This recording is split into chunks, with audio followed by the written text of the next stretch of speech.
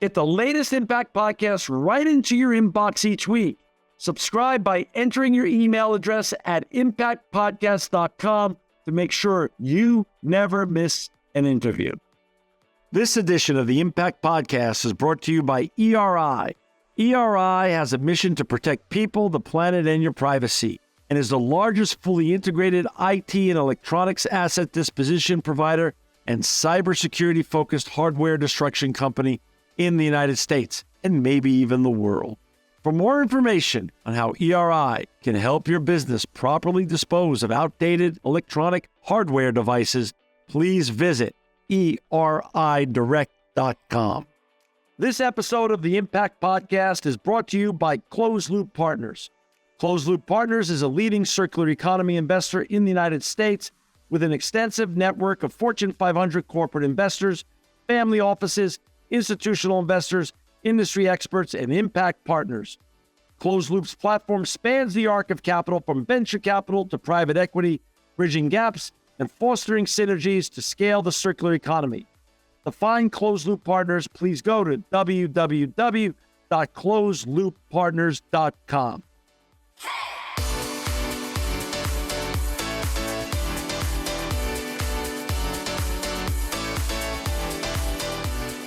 Welcome to another edition of the Impact Podcast. I'm John Shigarian, and I'm so excited to have with us today Ramya Ravichandar. She's the Vice President of Technology Platforms and Smart and Sustainable Buildings at JLL. Welcome, Ramya, to the Impact Podcast. Thanks, John. Such a pleasure to be here. Well, it's an honor to have you. We've never had a company like JLL or JLL on the podcast before, so this is going to be a great show, and I know you have a lot to say. But before we get going into everything that you're doing and all the impact work you're doing at JLL with your colleagues, I'd first like to learn a little bit about you. Where did you grow up, and how did you get on this fascinating journey that you're on? Well, John, I grew up in South India, and I came to the United States for my grad school. So I have a PhD in computer science from Virginia Tech. And as part of my dissertation, it was all about how do you design really large, complex technological systems that can be future-proofed. I think in some ways I was trying to play God because, to be able to design something that's future-proof is going to be really hard. Right. But I did try. And that got me into a journey in the Valley. So I worked for Cisco for a couple of years. And that's where I got my taste of IoT because I was heading as a product manager for their streaming analytics engine acquisition. And that just opened up this whole world of edge computing and AI. And I started dabbling in it. So much that the startup bug bit me. So I jumped into a startup that was doing exactly the same thing. And I was their, I guess, number 10 employee, the first product hire. So it was fun, taking spaghetti code and creating a portfolio of products. But all through this journey, the one singular thread has been trying to develop sustainability solutions. How do you really, create a much more greener world through technology? So that startup was acquired by JCI. It's part of their OpenBlue ecosystem today. And now I'm with JLL, leading all of their sustainability and smart building technology platforms. When did you join JLL? About 3 years ago now. 3 years ago. Got it. Just in the middle of the pandemic already had started. Yes, I am a pandemic hire. And I'll tell you, JLL is a very global organization, right? It stands for Jones Lang LaSalle. For those of you who are not familiar with JLL, we're the world's leading commercial real estate services provider. So what does that mean, right? Yeah. What does that mean? We do everything from property management, facilities management, leasing, brokerage, technology advisory, project development. We meet our clients where they are in their commercial real estate journey. And fun fact, right, we're over 250 years old. Wow. It blew my mind when I learned that. So we're in over 80 countries, 100,000 employees. And I'll tell you a little story about the division I joined in, sure. Right? So I'm a pandemic hire, but we are a technology division. And what that means is they brought in some of the key Valley talent in technology, pulled them together with world-class real estate experts and said, go figure, how do you make technology a part of our DNA? How do you really embed this in every service, in every business line? This was a brainchild of Christian Albrecht well before the pandemic, because he obviously saw the innovation that was being driven through all of these upcoming technology solutions. And so here we are, one of the fastest growing divisions within JLL. That's so fascinating, to the mix between technology, sustainability, and real estate. We've never covered that before, really. I mean, in the way we're going to cover it today. So I'm so excited. And how many, you said over 100,000 employees around in 80 countries around the world. Mm-hmm. Fascinating. And and where's their headquarters for JLL? Well, we are headquartered in Chicago, in the US. Our CEO sits in Europe, in Berlin. So we're very geographically spread out. And that's been an interesting journey. When you think about it, it's a real estate organization, and you have a technology division, and you have this globally diverse employee set. And we have a pretty phenomenal culture, I'll have to say. And it's something you don't realize till you actually join the company. But that's something that I still remember one of the first questions I asked my CEO when I was interviewing, and our CEO is Mihir and Nishai. They lead the technologies division. And I asked him, what are our values? And without batting an eyelid, they came up with all the values, like be direct, create wow. And I'm going, yes, this is the answer I want, because this is the company I want to work for. When you know your values and you know them right off the bat.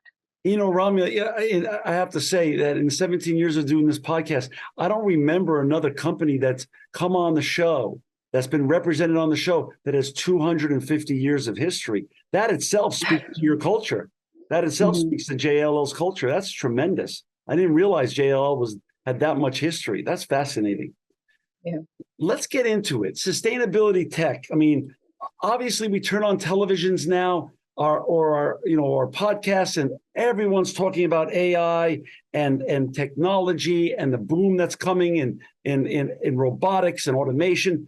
Talk a little bit about how sustainability tech can help decarbonize real estate, and what's that interconnection there? What's the convergence? Yeah. Real estate contributes to over 40% of our emissions. Really?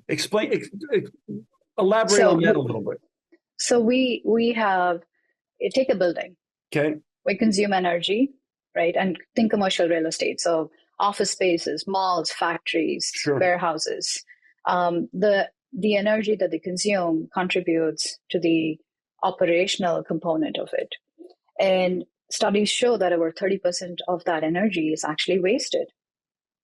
And so there's an opportunity for us to actually reduce the energy that's wasted and optimize how we use it more efficiently.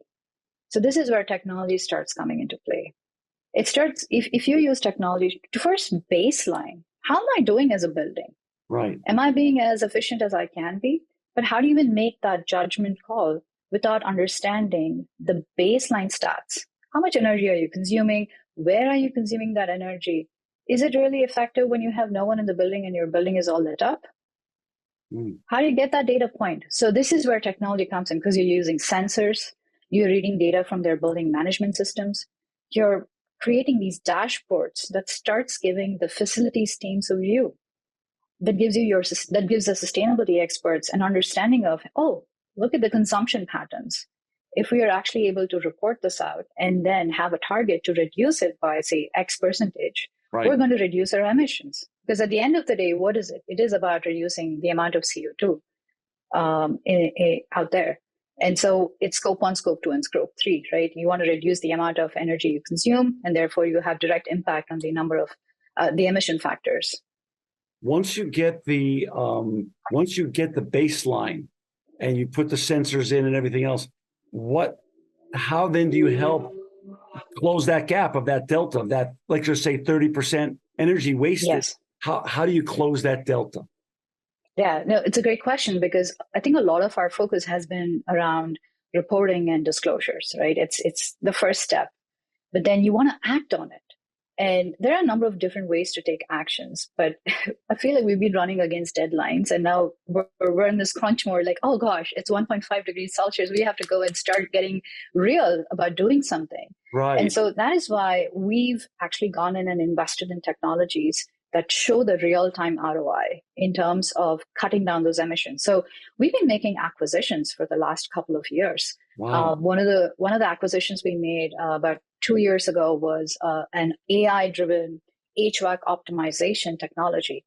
So fundamentally, what it does is you install it in your building. It reads all the data points. It gets a sense for occupancy, and then it starts mapping out the most efficient way to distribute the energy consumption by managing your HVAC. That's your heating, your ventilation, and your cooling systems. So if I know that it's going to be a really hot day outside, and my building needs to start getting cool from say 7 a.m. because my office, that's my opening time for the office, I can rejig the start schedules.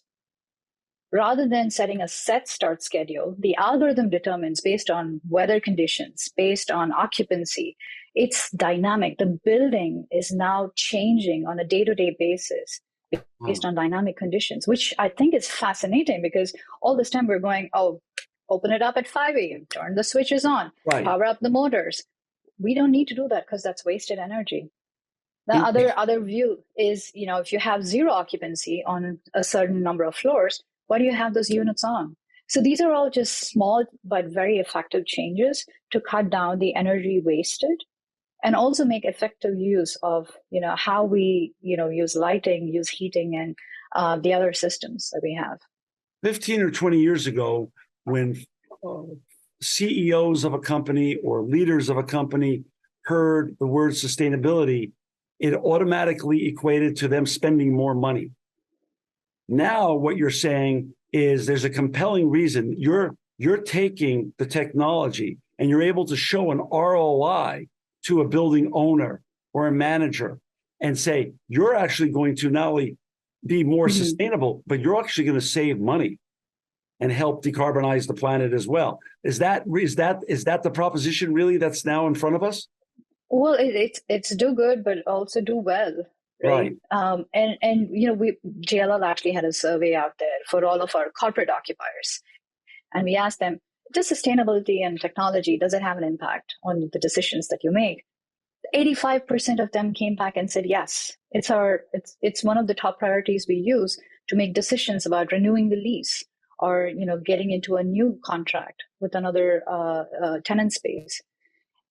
And this generation, if you go and ask someone to go rent a building or lease a building, which is not green or doesn't have a pathway to become net zero, how do you think that's going to work out for your workforce? Not well. And the other thing is the green buildings, they have higher premium. The rental premium is about 7% higher.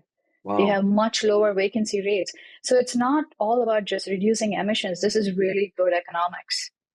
What percentage of the application of this technology that your team is working on and is now putting into buildings, what percentage is used for new buildings and what percentage is used for retrofits? And is retrofits the bigger opportunity? And has it become easier to sell it, or is it hard to sell this? Even though there's a compelling ROI, is it still hard to pitch and sell the use of this kind of great technology that your team has created for a retrofit in a building?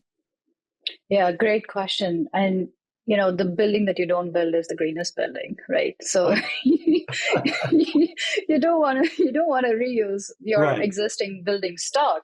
Right. When you reduce energy, and I know you're in LA, so this bites you a bit. Your utility rates are out there. Yes. So every percentage point that you save is savings that comes back to you, right? Your NOI increases at the end of the day. Right. So owners are now hungry for technologies that helps them realize those savings. Sustainability could be an outcome of it, but at the end of the day, it's just good math. And so we are seeing opportunities in both spaces. right? When you go into the older buildings, retrofitting them with these technologies gives them a sense for where do I better invest my capital in terms of upgrading my systems? Like what is the longevity of my existing infrastructure? You start getting those deeper insights because now you have that audit trail. You have all of the data points that you need. It's less about just coming up with a disclosure or a report out to some regulation body. It's also about looking at it from a more holistic view. Look at my portfolio of buildings. If I'm an owner and I have a portfolio that's global, I can make decisions now based on what data I see from each building. And one of my philosophies is every sustainable building has to be a smart building. If you're not smart, and what I mean by smart is if you don't have avenues to get all the data out of that building, there's very little change you can affect. So there is a huge opportunity that we're seeing with existing building stock owners who want to implement these technologies because they're seeing the savings come back to their pockets. Now, new building construction is interesting because I think when you go back to this whole topic of emissions, you have operational efficiencies and then you have embodied carbon, right? It's the construction material, right? Steel and concrete. They obviously are they are on the higher emission side. Now, the newer buildings are now being designed with much more sustainable materials, and that's where I think all the advances we make with material science become interesting. I don't know if you read this book by Suleiman. He's the co-founder of DeepMind, and he's written this book called The Coming Wave. And he talks about two technologies that are just going to transform this current century. One is AI, and I think we've touched on that a bit.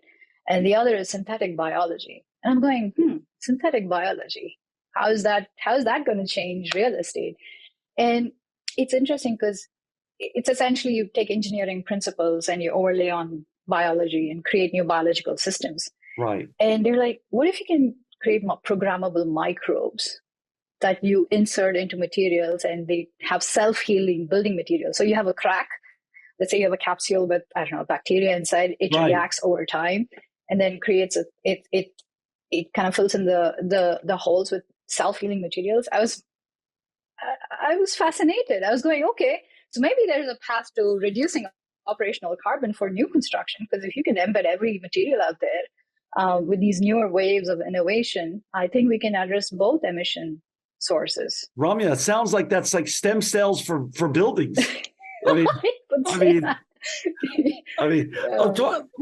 you're building when it comes to the application of your sustainability tech to material sciences, is your technology? Do you have technology applications that can apply also to material sciences, so you can use AI and other technological innovations that you have that can help direct how to build the building to be the most green building possible in terms of what materials to use and how to use them based on the latest technologies interrelated with the material sciences that are needed for the building? Yeah, I think this is where the intersection of the two disciplines is going to get very fascinating. I think we're making initial inroads into that, right? We have a number of companies out there that even help you source materials from green vendors. They give you a sense for if you had this type of a design and this type of a construction, your emission level would look like this. One of the things that we do at JLL is we also have a venture capital arm called JLL Spark. This started out in, I want to say 2018, and we've invested about $385 million in about 45 companies. And we do that with a lens on encouraging these types of innovative solutions. So if you look at our portfolio list of companies, we have everything from construction company down to, products that help the environment.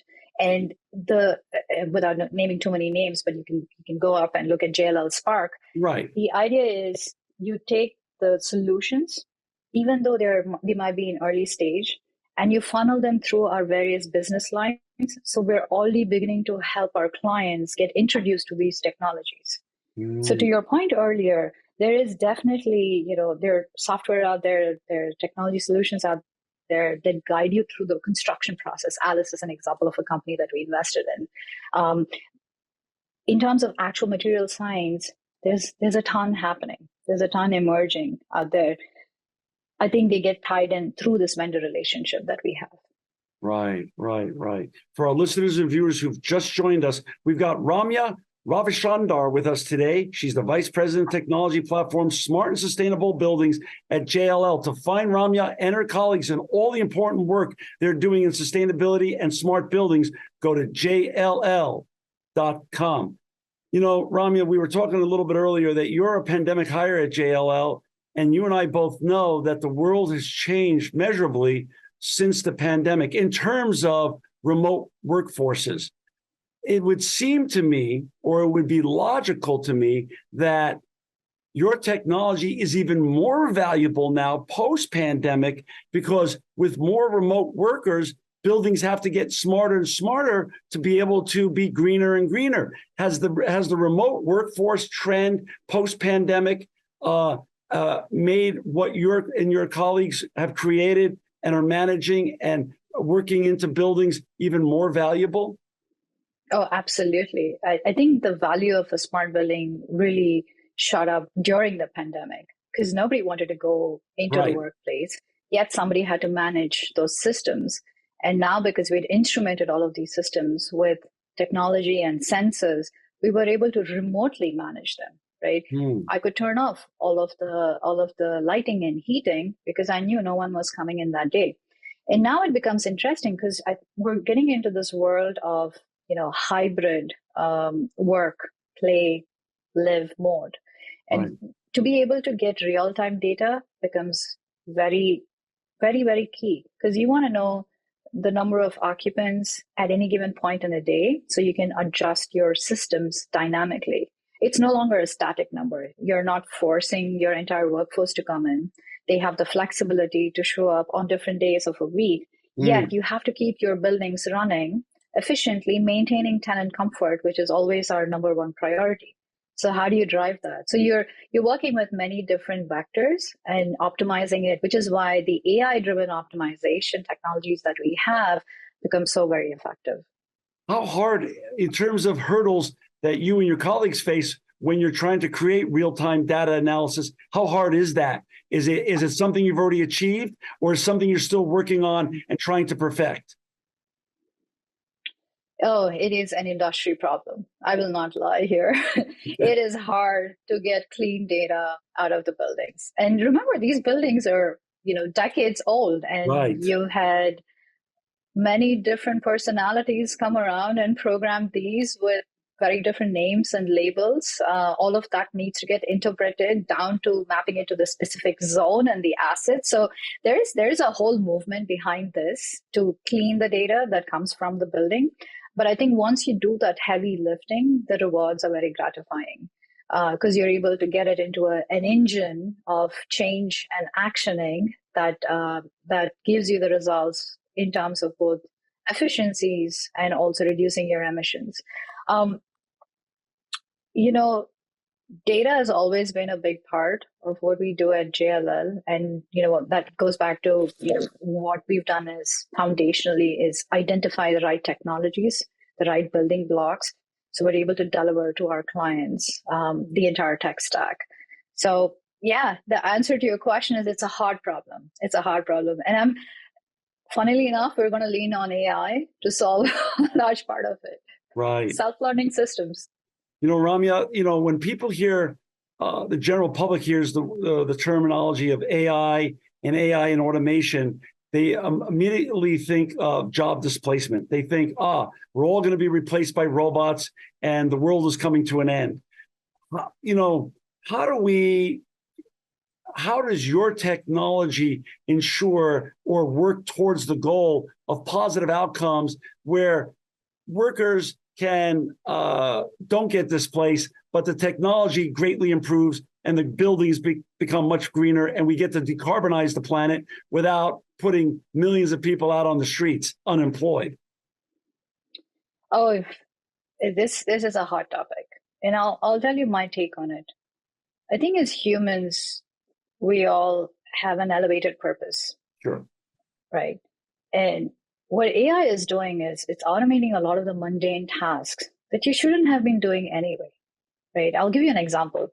Back in the day, we built a solution for the oil and gas industry, and this was I don't know if they have these flare stacks in refineries. And the flare stack, it's supposed to burn off the excess product that's a result of processing natural gas. But they have to do it within a certain time. They have to burn off specific gases. And the challenge is you have to follow the EPA regulations that are set for it. So when we first went and did a site survey, the way it was being monitored was this one guy would stare at the flare stack manually and then report out if there was an anomaly. And I'm going, nowhere in his, I guess, career did he ever think he was going to end up staring for 8 hours at a flare stack.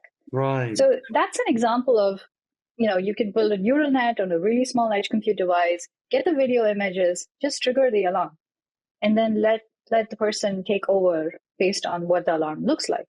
It's very similar to that, right? When a technology first comes out, it's everywhere because you're worried and it's dangerous and, oh my God, it could take over my job. But slowly it becomes invisible because it becomes part of your day-to-day and you don't even realize it, right? Whether it's the internet or your phone. I mean, look at my phone. I think there's an app for everything. Right. I don't really translate it to, oh, there's a phone, there's an app store and so forth. I just assume. Similarly with AI and buildings, we see them as being assistants to our facilities team. Right? We don't want you to sit and stare at dashboards and try and interpret weird field codes. You should be making connections with your tenants. You should be identifying what other human needs need to get resolved, because you're going to get a call through your system if there is an issue that you need to be involved in. I mean, we have to build systems in such a way that there's a lot of automation already in place. That's nirvana, right? You only get called if you're needed, and you should be needed only for the most highest of tasks. Right. I agree with you. I'm not that afraid. I think AI, like you said, has a wonderful place to get rid of tasks that should never have been humanized anyway. And technology could take those over, and the humans can go do things that are, as you said, have a much higher purpose. I think that's such an elegant way of putting it. And I think you're right. And I hope you're right for all of our sakes, by the way. I think that's great. Talk a little, you're working on so many cool things, and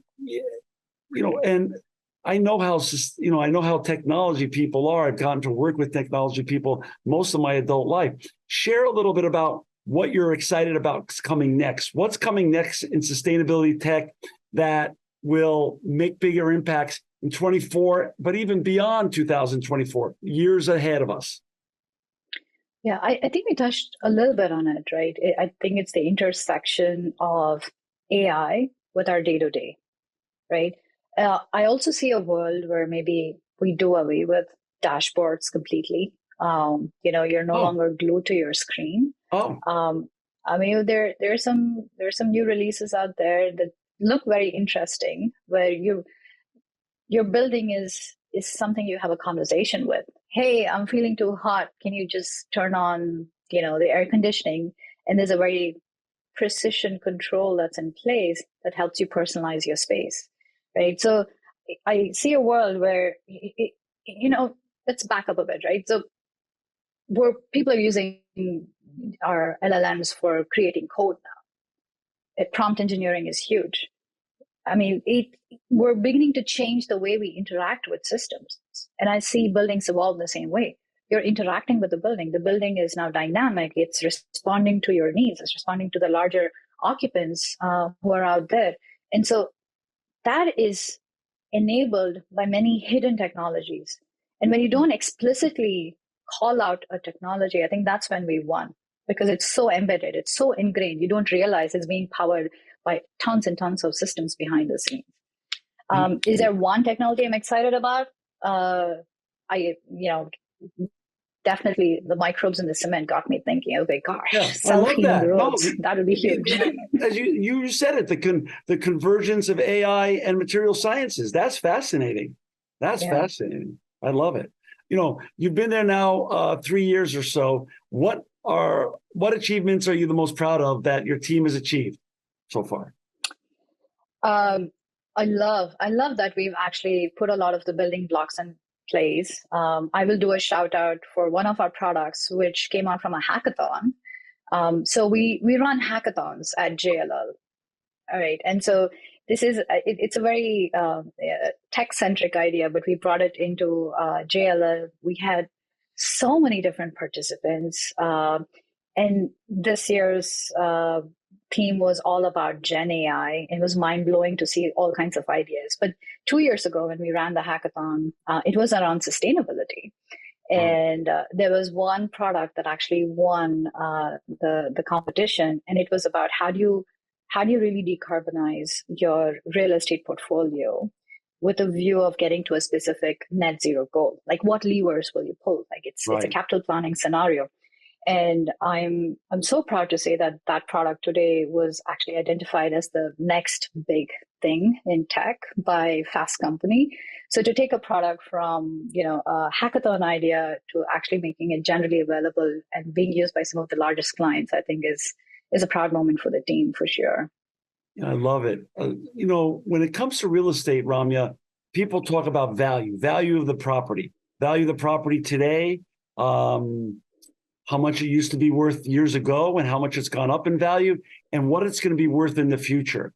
What does sustainability tech look like with regards to the convergence of AI, value of property, and climate change, the shifting population bases and the shifting climate changes that we're all undergoing? So if we parse out, the climate is changing, and the weather patterns are changing, and also our population bases are shifting and migrating in different directions.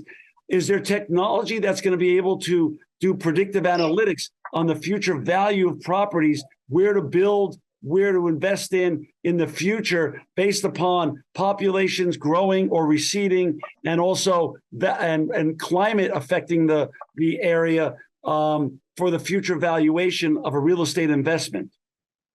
Oh, John, you're absolutely spot on, right? You touch on so many different themes that feed into valuation of properties. Right.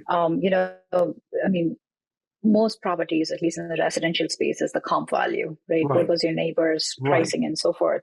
Right. I think now with commercial real estate, sustainability is a very real driver. Sure.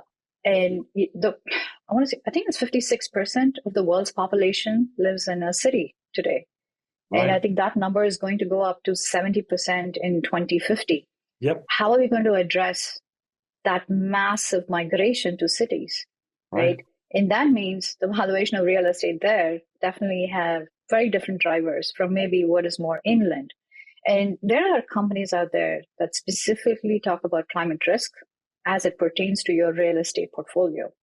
So that is a huge data point that you factor in. Miami, any of the coastal cities that you take, look at the flood zones, right?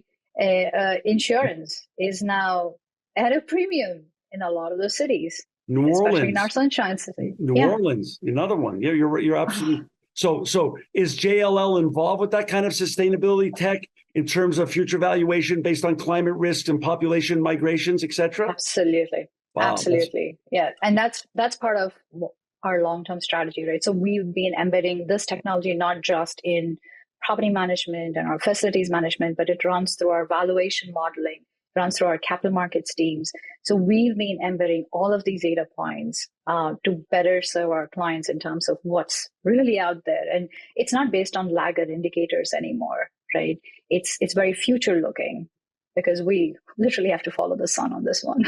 Oh my, that's true. Ramya, I'm going to leave it for you for some last words of wisdom and hope before we have to say goodbye for today. Well, I'll pick on the name of your podcast, Impact Podcast. Okay. Maybe just a shout out, right? For me, impact isn't just one big bang. And I think everyone out there can define impact as a series of actions you take, the changes you make, the decisions you embrace. Hopefully a North Star that's guiding you is, making this world a slightly better place.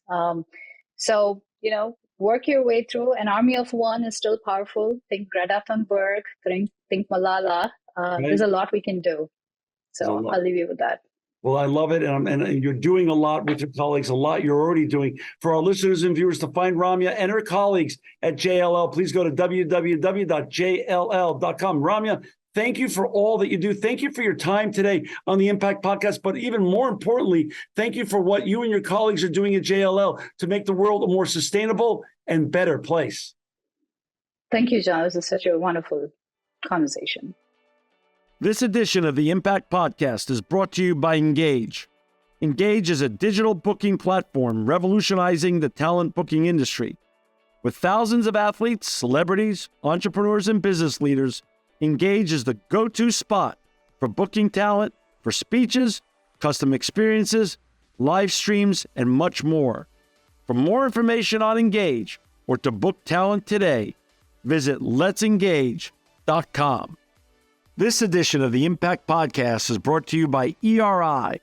ERI has a mission to protect people, the planet, and your privacy, and is the largest fully integrated IT and electronics asset disposition provider and cybersecurity-focused hardware destruction company in the United States, and maybe even the world.